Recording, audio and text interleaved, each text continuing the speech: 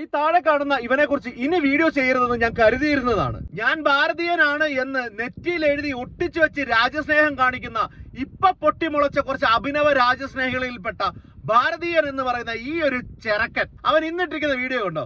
ഞാൻ ഇവനോട് കഴിഞ്ഞ ദിവസം വീഡിയോ ചെയ്തപ്പോഴും പറഞ്ഞതാണ്, നിനക്ക് സംസാരിക്കാനുള്ളത് വാ തുറന്ന് സംസാരിക്കുക, അല്ലാതെ ഒരു വീഡിയോയെ ഫോട്ടോ ഇട്ടിട്ട് അതിന്റെ പുറകിൽ ഇങ്ങനെ ഇരുന്നിട്ട് കിണിച്ചോണ്ടിരിക്കരുത് എന്ന് പറഞ്ഞു. അപ്പൊ അവൻ പറഞ്ഞു അവന്റെ ഇഷ്ടമാണ്. അത് ശരി, ആയിക്കോട്ടെ.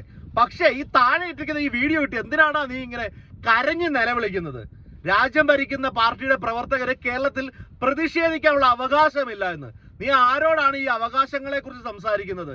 ഈ രാജ്യം ഭരിക്കുന്ന പാർട്ടിയുടെ കീഴിലുള്ള അന്യ സംസ്ഥാനങ്ങളിൽ അന്യമതസ്ഥരായ ആളുകൾക്ക് സ്വന്തം വിശ്വാസപ്രകാരം എന്തെങ്കിലും ചെയ്യാനുള്ള അവകാശങ്ങൾ നിങ്ങൾ കൊടുക്കുന്നുണ്ടോ?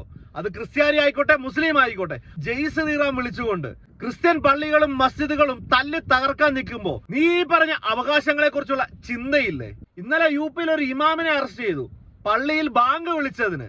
അയാളുടെ വിശ്വാസങ്ങളും അയാളുടെ അവകാശങ്ങളും നിനക്കറിയേണ്ട ആവശ്യമില്ലേ? ഇഷ്ടമുള്ള ആഹാരം കഴിക്കാനായിട്ട് അവകാശം കൊടുക്കുന്നുണ്ടോ നീയൊക്കെ?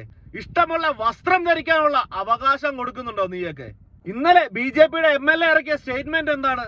വെള്ളിയാഴ്ച ഹോളി ആഘോഷിക്കുന്ന സമയത്ത് വെള്ളിയാഴ്ച നിസ്കാരത്തിനായിട്ട് ഒരു മുസ്ലിമും വെളിയിലേക്ക് ഇറങ്ങാതിരിക്കുന്നതാണ് നല്ലതെന്ന്. നീയൊക്കെ വീട്ടിലിരുന്നാ മതിയെന്ന്. എവിടെ അവകാശം? എവിടെ?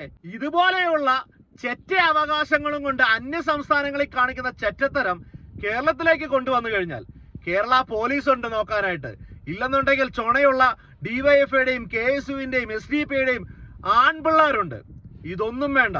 നിന്നെ പോലെയുള്ള വിഷജന്തുക്കളെ കാർക്കിച്ച് തുപ്പാനായിട്ട് നോക്കി നിൽക്കുന്ന ഒരുപാട് ജനങ്ങൾ ഈ കേരളത്തിലുണ്ട്.